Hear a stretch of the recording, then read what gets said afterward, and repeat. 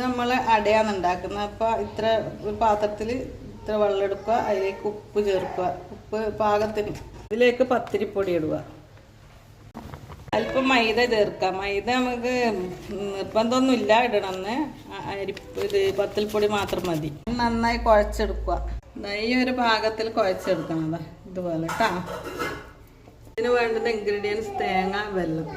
ഇത്രയും അരി മാവിന് നമ്മൾ ഇത്രയും തേങ്ങ, 2 തേങ്ങ എടുത്തത്, 2 തേങ്ങയും ഇതുപോലെ ചിരകി എടുത്ത് വെല്ലം ഇട്ട് കുഴച്ചെടുക്കുക.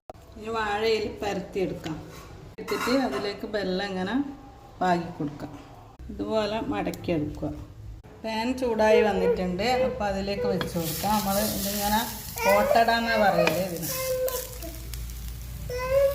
ഇത് മറിച്ചിടാം. ഇപ്പോൾ ഓട്ടട റെഡി ആയിട്ടുണ്ട്.